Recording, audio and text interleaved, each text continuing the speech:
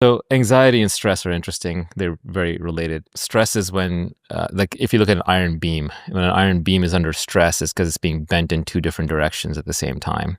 So when your mind is under stress, it's because it has two conflicting desires at once. So, for example, you want to be liked, but you want to do something selfish, and you can't reconcile the two, and so you are under stress. You want to do something for somebody else. You want to do something for yourself, right? These are you don't want to go to work, but you want to make money. So you're under stress, right? So you have two conflicting desires. And I think one of the ways to get through stress is to acknowledge that, oh, I actually have two conflicting desires. And either I need to resolve it, I need to pick one and then be okay losing the other, or I will decide later. But at least just being aware of why you're stressed can help alleviate a lot of stress. And then anxiety, I think, is sort of this pervasive, unidentifiable stress where you're just kind of stressed out all the time and you're not even sure why. And you can't even identify the underlying problem. And I think the reason for that is because you have so many unresolved problems, unresolved stress points that have piled up in your life that you can no longer identify what the problems are. And there's this mountain of garbage in your mind, and it's a little bit of it poking out the top like an iceberg. And that's anxiety. But underneath, there's a lot of unresolved things. And so you just need to kind of go through very carefully every time you're anxious. Like, okay, why am I anxious this time? I don't know why. Oh, well, let me sit here and just think about it. Let me write down what the possible causes could be. Let me meditate on it. Let me journal. Let me talk to a therapist. Let me talk to my friends. Let me just kind of see, like, when does that stress go away?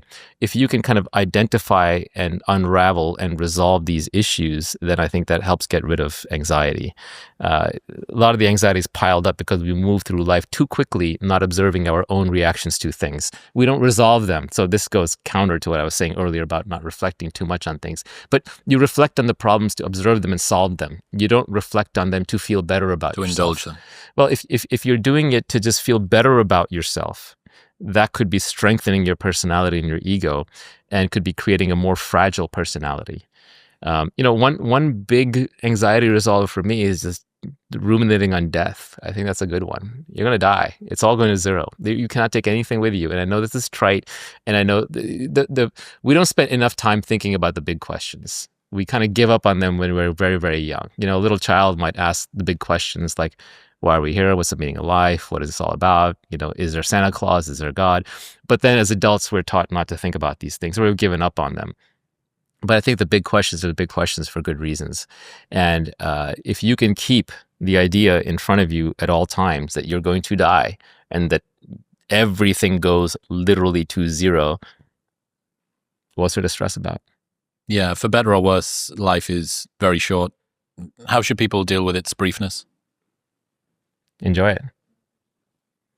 Make the best of it. It's even briefer than that. Each moment just disappears. It's gone. There's only a present moment, and it's gone instantly. So if you're not there for it, if you're stressed out or you're anxious or you're thinking about something else, you missed it. So any moment when you're not in that moment, you are dead to that moment. You might as well be dead because your mind is off doing something else, or living in some imagined reality that is just a very poor substitute for the actual reality.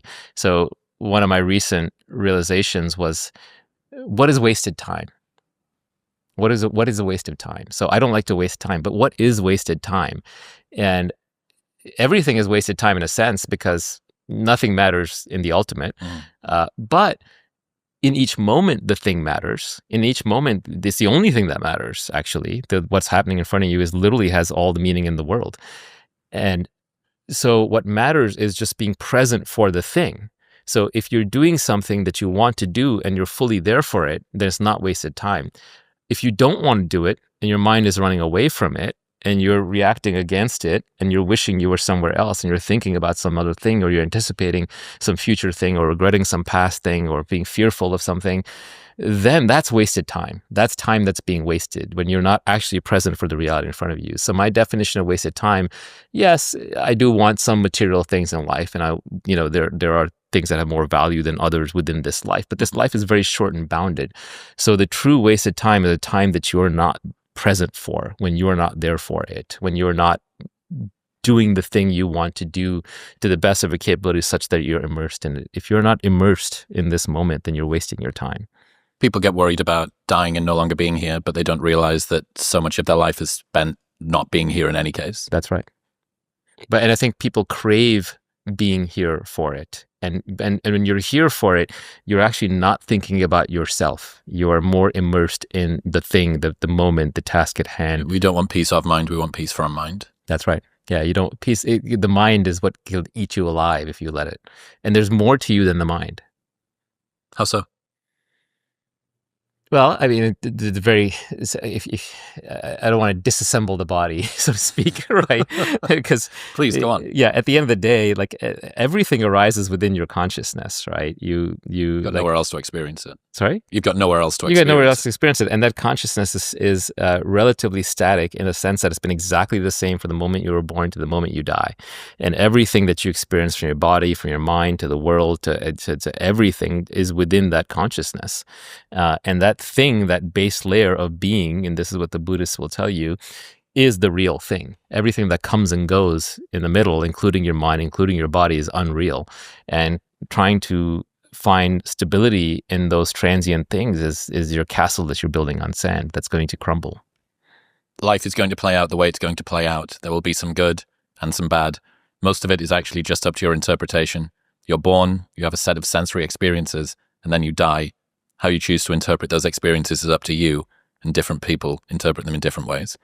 Yeah, it's the old line about two people walking down the street. They're having the exact same experience. One is experienced